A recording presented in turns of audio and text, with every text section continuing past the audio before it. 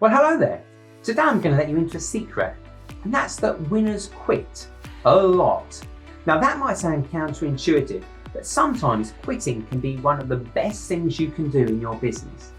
Now before we get into the detail of that, I'd like you to do me a quick favour, and that's subscribe to my channel. If you've not come across them before, I post new content every single week, and I'd love to be able to share that with you. Right, now let's get into the details. So if you've not met me before, my name's Paul.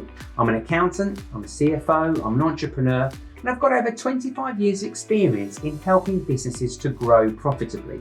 And more than that, I've also grown 3 businesses of my own over that time. So believe me when I say I know what it's like to be an entrepreneur.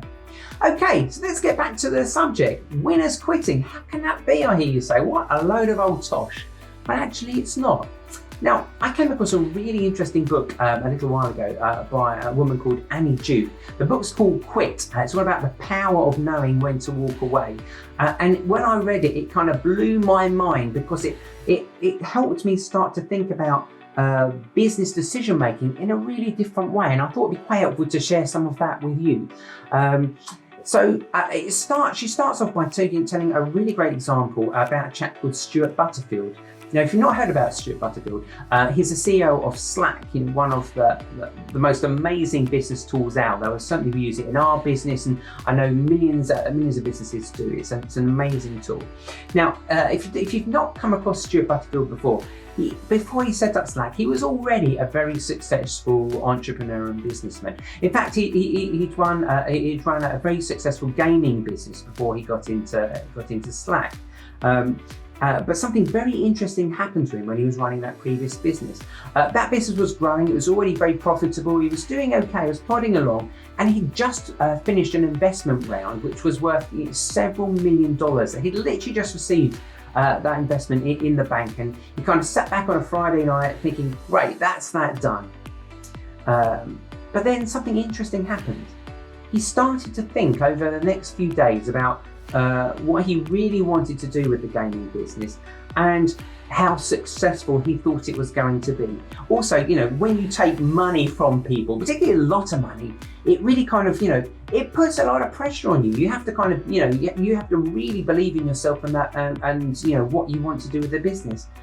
And he sat back and he thought about it for a few days, and he thought to himself, actually, I'm just not feeling this with my gaming business. I don't think this is going to deliver the returns that I'd like to be able to give my investors. And for me, it just doesn't feel quite right. He did something that we all need to do more in business. That's go with our gut. And he went with his gut, and he kind of thought, I had second thoughts here. So he did something which was incredibly brave, and to be honest, I think pretty much unheard of in the business world, which is he changed his mind. He phoned up all those investors and said, thanks very much for believing in me and the business. Actually, guys, I've really thought this, and I don't think this is right. And so I'm going to give you back that investment. And he gave all that money back. And that left everybody thinking, wow, what is this guy doing? But actually, what he was thinking about was he was looking at the business that he'd been running, and it's something that literally, the little idea that had been in the back of his head for a little while became more to the forefront. And that was within his business, which was quite big. They'd built their own internal communication tool, which was a very good way of teams communicating, sharing information, making it very easy to organise that information via threads and such like. And he'd always thought there was something in that, in the idea of that, in a way that perhaps he could commercialise that. And that's what he decided to do. He decided to quit the gaming business and focus on that company internal communication tool. And based on that, he founded Slack, based on that very tool. Now we all know the rest is almost history. It's a business that grew incredibly fast. It's an amazing tool. And eventually he sold that to Salesforce for $28 billion. And that was all because he had the courage to think about what he was doing with his current business, working out, actually, I don't think that's going to work, so I'm quitting that, having the courage to quit that and try something new that he went with his gut and felt deep down that was the right thing to do. I mean, it's an amazingly inspirational and brave story. Before we go any further, I'd love to hear your thoughts. I don't know if you'd heard that story before. I don't know if you've ever had the courage to quit something that you knew deep down wasn't working. That takes an awful lot of courage. If you have, drop me a comment below. I'd love to know your thoughts. So yeah, as I say, it really got me thinking, and I was kind of looking about, how things that I'd done in my own businesses over the years, things that I quit, things that perhaps I should have quit earlier, which weren't working, and it's kind of opened my mind a bit, really. And I just thought it'd be quite able to kind of share, thinking about, quitting, which isn't a popular word to use.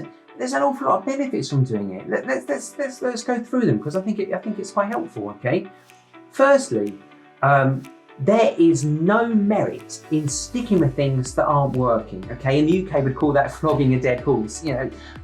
It's comforting to keep doing the same thing you're always doing. There's that famous phrase, isn't there? It's like, better the devil you know. This isn't great, but if I change it could be worse. Well, that's tosh, isn't it? Actually, there's no merit in sticking to something. If it's not working for you, if it's not making you money, if it's causing you grief, if it's not making you happy, actually, having the courage to say no and stopping that is really, really powerful, okay? And that's something that, it takes guts, but it's well worth doing, okay? Now, which brings me nicely on, I guess, to my second point. Quitting, it's got a very negative connotation, doesn't it? No one likes a quitter. We hear that so many times. Growing up, parents might say, you're not quitting that club, you're not quitting this, you're going to carry on doing what you're doing. Well, yeah, in some ways, but actually, quitting isn't about losing, right? It's about making brave, bold decisions, taking control. It's like, no, this isn't going to work. I'm going to make a decision now, okay? So that's another way to look at it. And that's as business people, as entrepreneurs, that's what we want to be doing. We want to be making brave, bold decisions. The people we work with are, our staff, our customers, our suppliers. Everybody wants to work with people who are kind of, out there making those big, brave decisions. So that's something to think about. Thirdly, quitting, frees up both time and resources to focus on things which will have a greater chance of success. If you've already decided what you're doing isn't working, is not being successful, actually stopping those, freeing up, whether it's cash, whether it's time, resources, staff, whatever it is, allowing you to focus on something else, even if it's something new that you've not tried yet, chances are that's got a greater chance of success than something you're doing that isn't working anyway.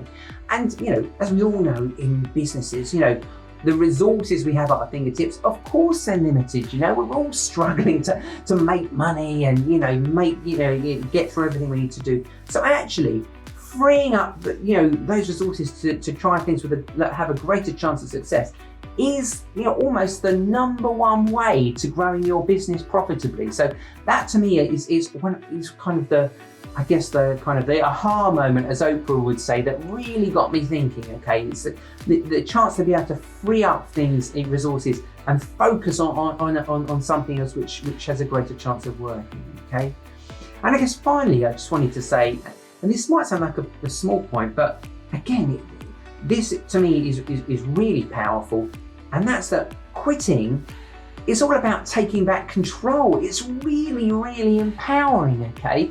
When you kind of, don't just kind of plod along feeling, that you kind of at the whim of what's going on in the market, the economy, your customers, your suppliers, whatever it happens to be, you're taking back control. You're going to feel much better about yourself. You're going to, you're making brave, bold decisions. You're putting yourself back in charge. You're saying to yourself, no, we're not going to do this. We're going to do that. That makes you feel, frankly, great. And the more often you do it, the better you're going to be at taking perhaps scarier, bigger decisions. And ultimately, it's going to make you a better entrepreneur for it. Actually, if you think about it, making brave, bold decisions is probably the trademark of pretty much every successful entrepreneur out there. So it really is something that we need to embrace more.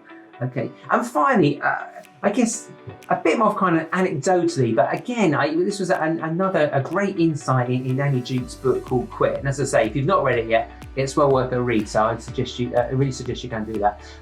She did a really interesting study about poker players. Okay, and she kind of contrasted, the difference in behaviour between professional poker players and amateur poker players.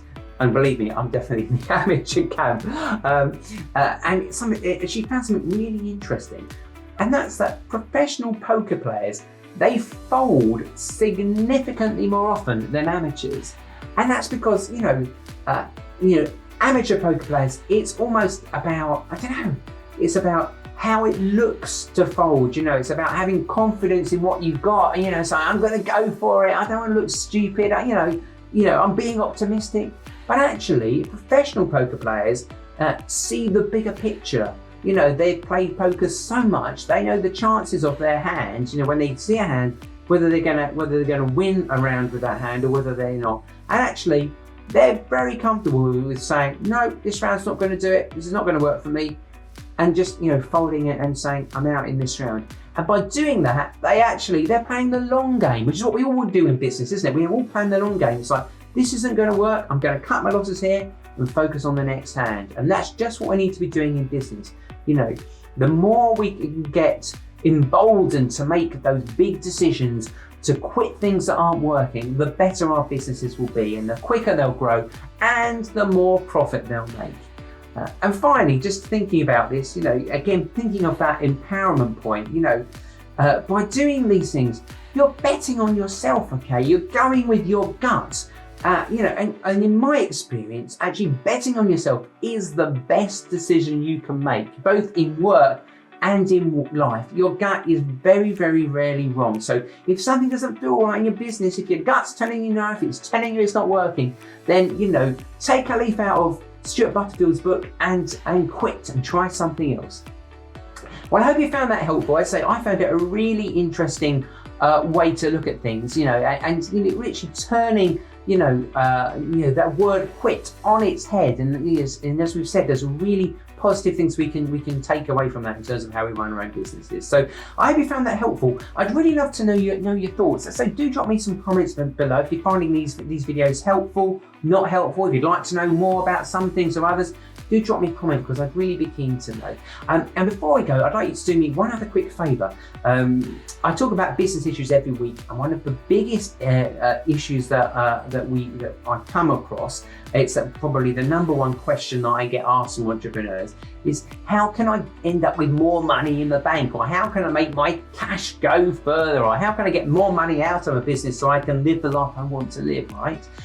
So what I've done is I've taken my 25 years of experience. I know what you're thinking, I don't look old enough, but believe me, I am. I've taken all of that experience of working with hundreds of businesses, and I've distilled, cash management down into 10 really simple steps that you can use to turbocharge your cash flow. And in some cases, some of those steps, you can almost make a difference overnight. Now, that fact sheet's completely free. There's a link below. Do click on it. I'd love to be able to share that with you. So that's that. I'm going to stop waffling on, and I look forward to seeing you in the next video.